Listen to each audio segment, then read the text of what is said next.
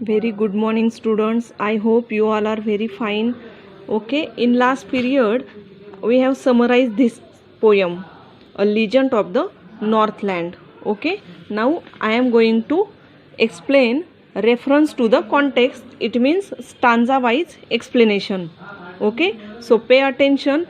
I am taking this book today. It is because here some small questions are there and they will help you to understand the poem better. Okay, now see.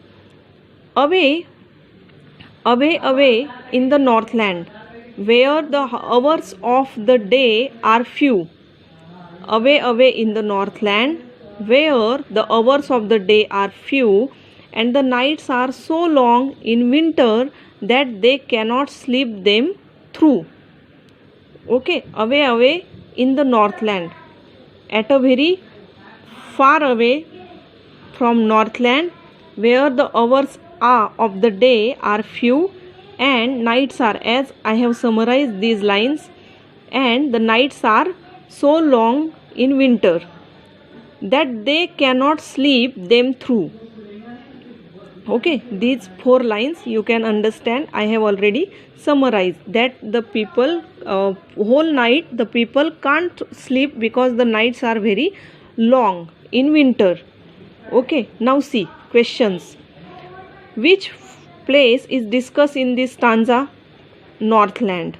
What specific qualities of the place are mentioned in the stanza?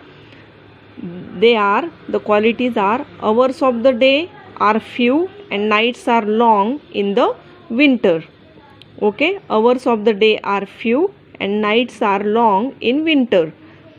Where does the poet want to go? The poet wants to go away in the Northland. Away in the Northland, it means away from the Northland. Why can't we sleep through the nights in winter?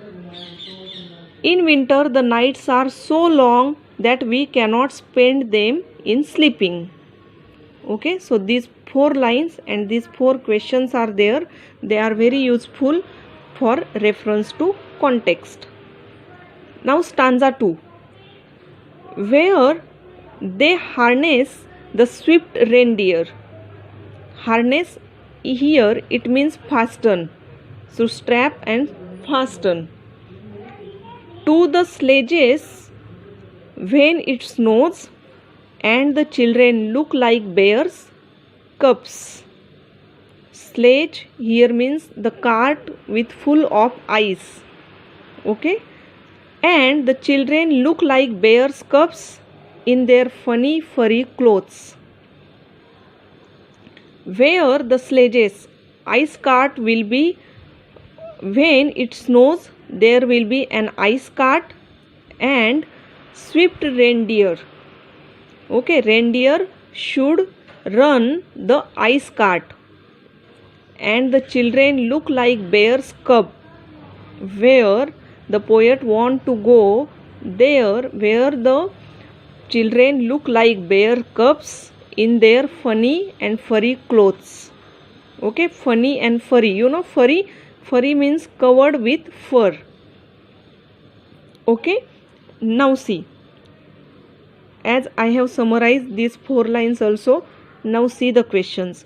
Who are the children compared to? The children are compared to the bear's cubs. You know bear, B-E-A-R, bear's cubs. What kind of clothes do the children wear? Children wear furry clothes. Where do the harness swift reindeer to? They harness the swift reindeer to the sledges. Okay, are you getting these 4 lines? How do the children look like in the furry clothes? The children look like bears' cubs. How they look like? They look like bears' cubs in their furry clothes. Okay, now see what we have seen in these 2 stanzas. As the poet wanted to go far away in the Northland, where the nights are too long in winter, they are few, and they cannot sleep throughout the night. Where the reindeer is running his ice cart very fast, where the ice is falling and the children are in a funny and furry clothes. Okay, and the children are also like bears' cubs. Okay, so these two stanzas we have finished here.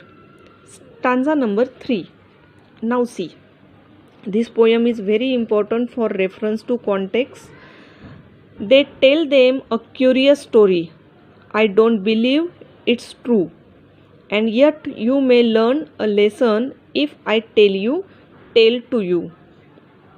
Okay, here the poet is narrating the story told by them. I don't believe it's true, and yet you may learn a lesson if I tell you a story or that tale.